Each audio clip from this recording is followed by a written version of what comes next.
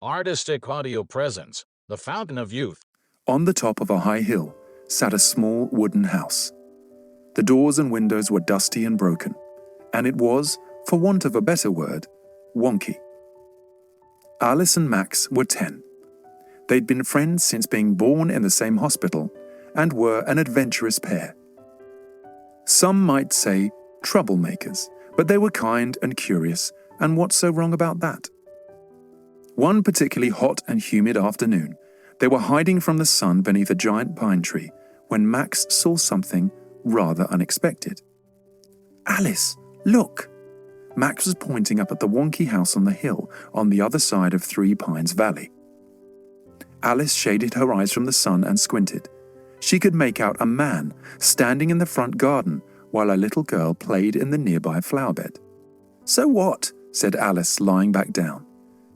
It was too hot to get excited about anything. "What do you mean, so what?" said Max, staring at Alice in disbelief. "That's him!" "It can't be," said Alice, leaning up on her elbows. "What if it's all true?" Max jumped up and ran to his bicycle that lay on its side in the parched grass.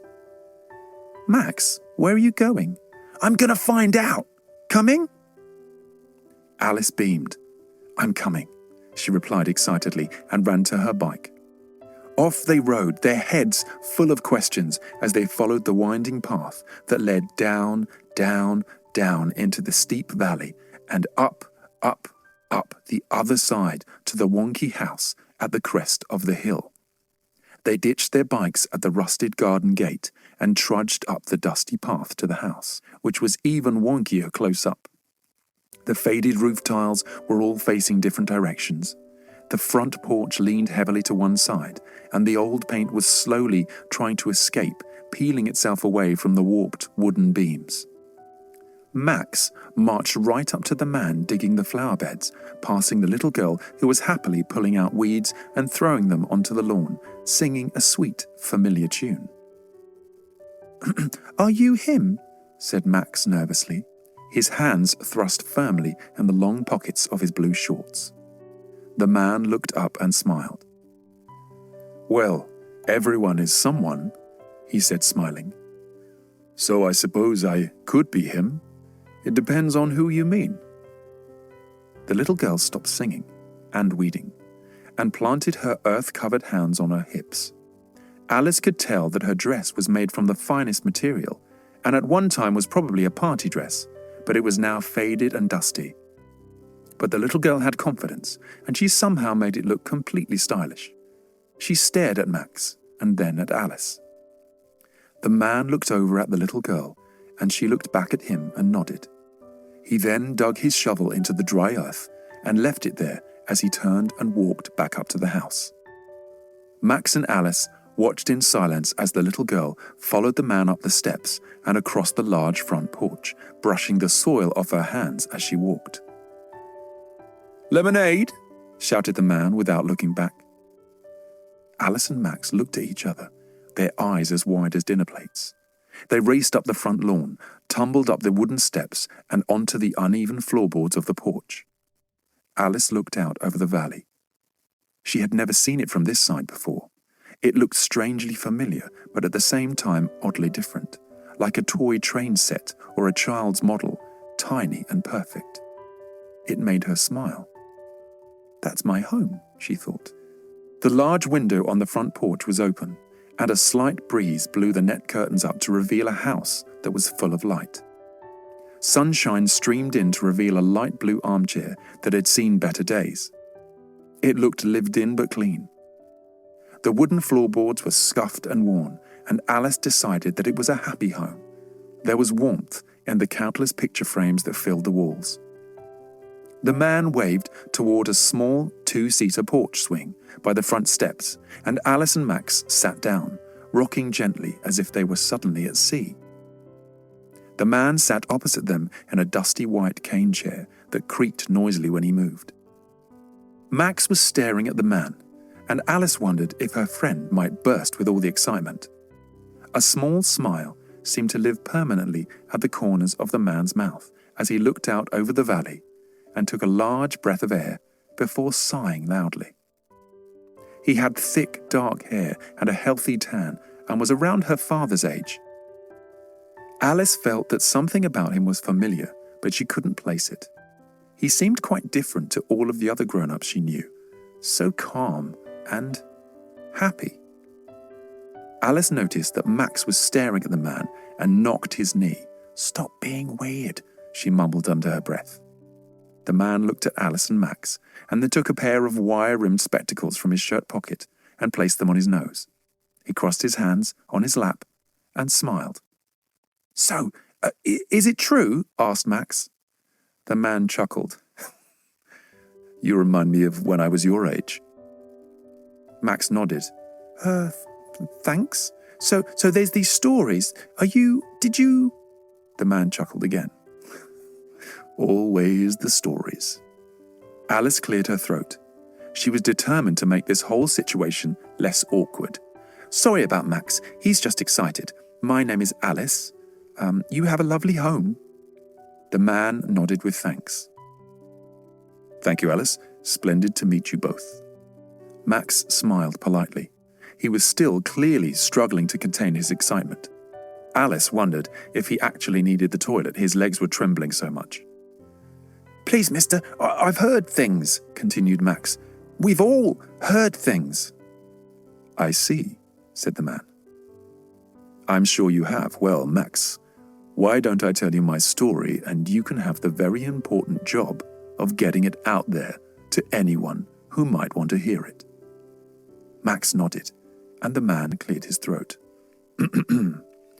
"Where do I start? Well, I traveled here from my home in Puerto Rico when I was a young man. I was always looking for adventure, and lucky for me, there was a lot of adventure to be had. After a long time drifting from country to country, I chartered a sailing ship and ended up here." "In this house?" asked Alice. "In Florida. And eventually in this house, yes. I built it, you know," said the man, looking proudly at the house.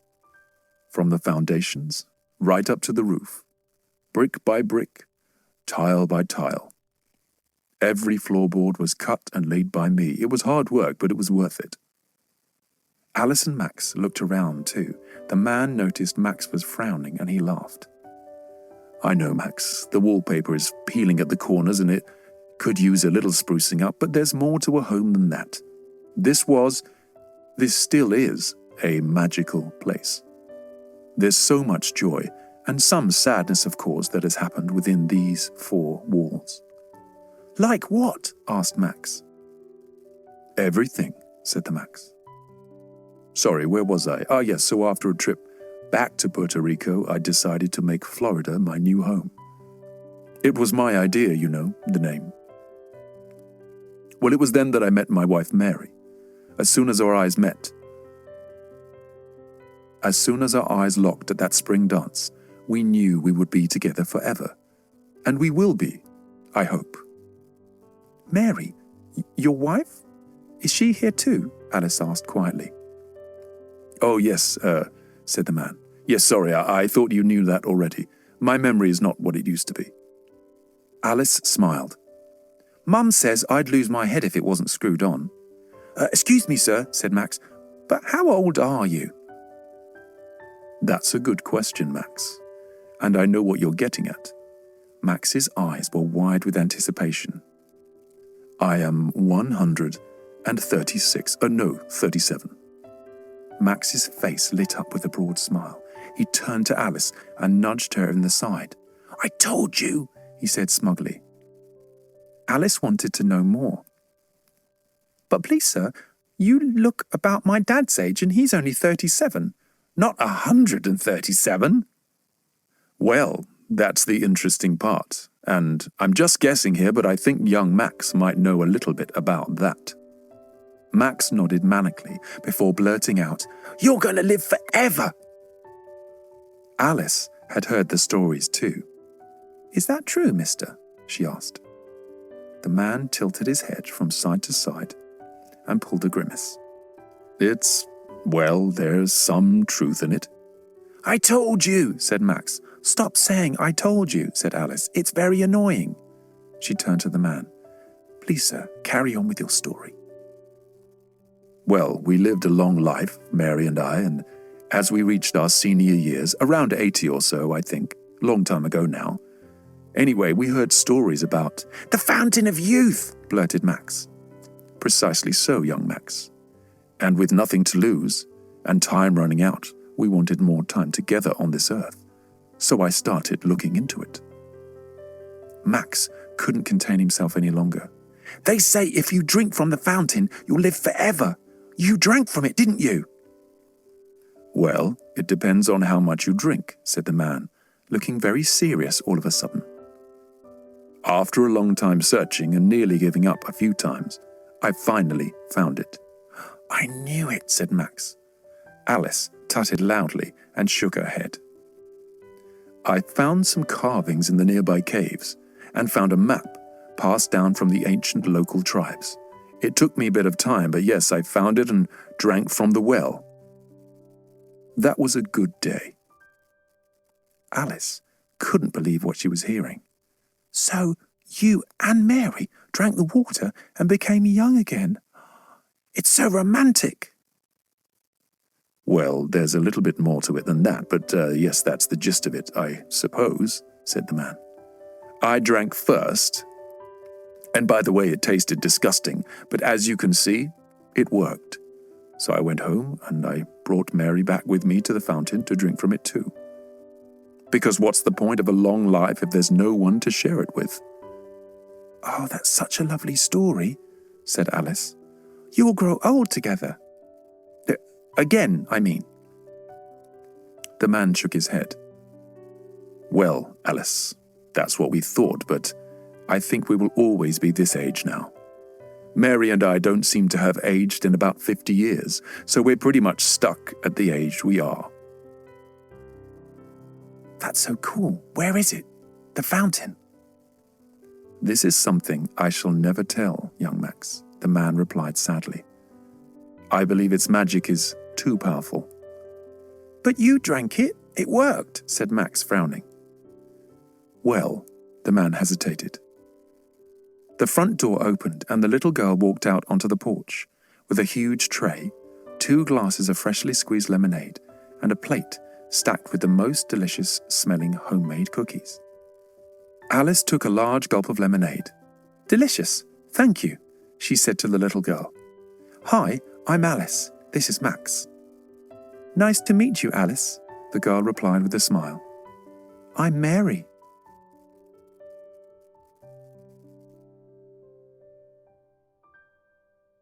The end.